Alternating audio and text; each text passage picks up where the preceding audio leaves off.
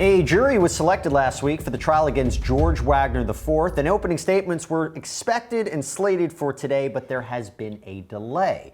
When opening statements begin next Monday, there will be 9 women and 3 men, along with 1 male and 5 female alternates in the jury box. The defendant faces 22 counts and the possibility of the death penalty if convicted for his role in the murders of 8 members of the Roden and Gilley families.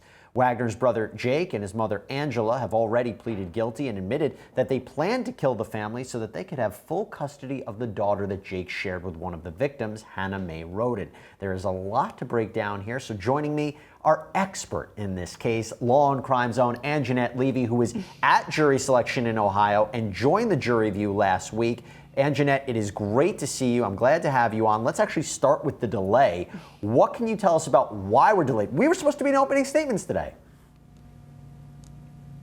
We were supposed to be in opening statements right now, Jesse, but we got word on Monday afternoon that somebody involved with the trial has become ill and needs some time to recover. So that's the reason for this delay.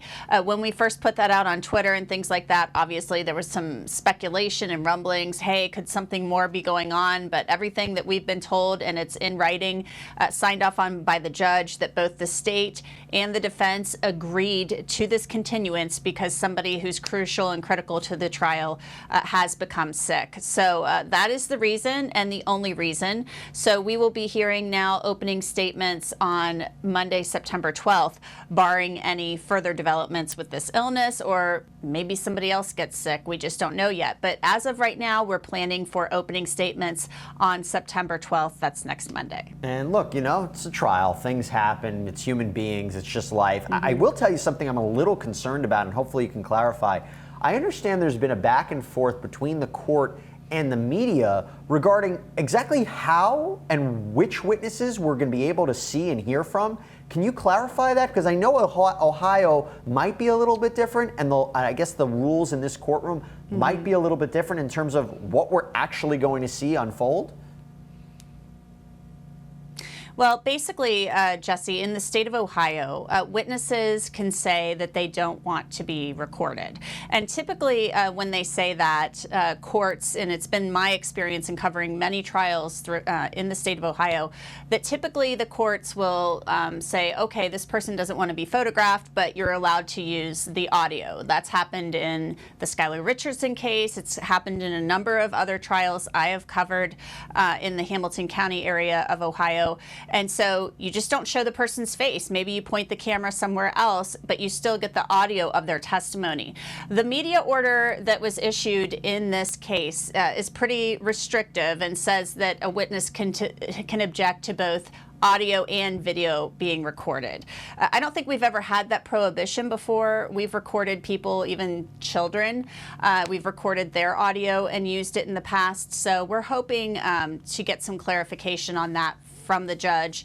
So this is something that's pretty typical in Ohio. A witness says, I don't want to be on television or I don't want to be recorded, so you don't record their face. I know there's one case in particular in the Cincinnati area that I covered where a man basically witnessed his friend being murdered, and it was in the inner city, and he didn't want his face on TV, and that was completely understandable, but we still used his audio. So we're hoping to get some clarification from the court on that, because obviously, you know, there are going to be more than 200, there's more than 250 potential witnesses in this case.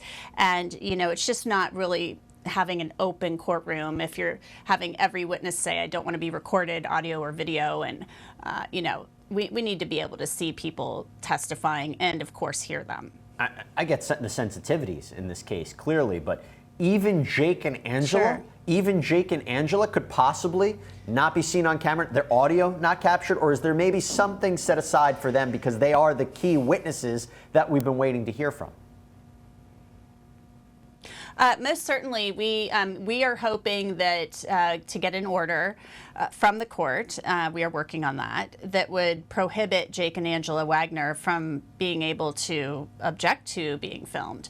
And really, that is because they are not just witnesses in this case. Of course, they are state's witnesses now, but they are co-defendants. They are part of the conspiracy that the state has alleged, and they've admitted their role in this conspiracy. So George Wagner IV's lawyers have said, basically, they've implied through questioning during jury selection that, oh, well, they have their reasons for doing this and that it might not be true what they said and things of that nature. But we believe, because of their culpability in this case and the fact that they've already pleaded guilty, that they should be on the stand with their faces shown and should not be allowed to opt out of being videotaped. Yeah, and that makes sense. You know, Angenette, for people who don't follow you on Twitter, first of all, I recommend that they do. But if they didn't follow you, they wouldn't have seen your updates regarding the jury site visits, right? So the different locations that the jury went on, you were tracking those. You were tracking that site visits, that whole site tour, if you will. Walk us through what you thought of it, what your observations were of the different areas, and if you saw any observations from the jury and maybe what they were taking away from it as well, because, you know, it's kind of interesting to have these site visits of these crime scenes before the opening statements.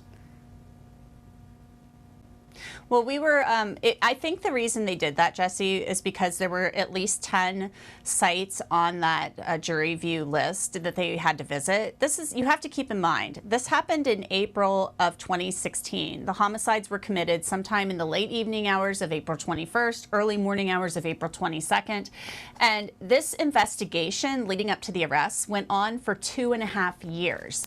So there is a lot to this. There are 4 separate crime scenes. Those crime scenes, you know, when we saw them, you can see the video right now, that wood deck right there makes me really sad, because these crime scenes are essentially frozen in time. There's a kid, look, the kid's big wheel right there. These people went to bed on April 21st, 2016, and sometime in the overnight hours, they were murdered. Their children were probably outside playing the day before, and their lives were shattered in a matter of minutes or even seconds. So it was very sad to see these properties basically frozen in time. The trailers, as we've told you, the mobile homes were actually physically picked up and loaded onto trucks and transported to an impound lot where they've been in storage ever since about a month after the murders. Those crime scenes were processed for evidence before they were moved, and, you know, of course, they sealed them up and that whole thing. So it was really sad to be out there and look at these places where these people once lived, and they're gone now. It was interesting because we drove quite a ways. I mean, it was a really long day last Wednesday. I think we drove more than 100 miles because we were told we were driving the roads that the killers drove the night of these murders. So we drove quite a bit. We went 2 crime scenes, didn't get out of the bus. The jurors were just paying attention to what the bailiff said. We were ordered to stay 150 feet back. But we were in remote areas where you don't have cell phone service. We were at Kenneth Roden's property, and there were utility workers there, and I lost internet and cell service. And the utility workers told me, oh, you know, you're just not going to get a cell signal. You're going to have to go all the way up the hill before you can do that.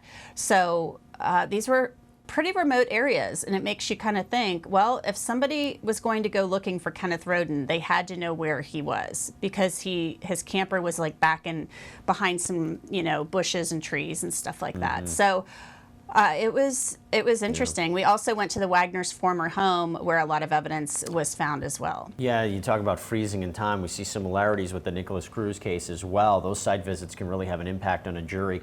Angenette Levy, thank you so much. Great reporting as always, and I look forward to having you back on to talk about the developments in this case. Gene Rossi, I know we have to sign you off. Thank you so much. Excellent analysis as always. Dr. Pearson's going to stay with us. We'll take a quick break. We'll be right back right after this.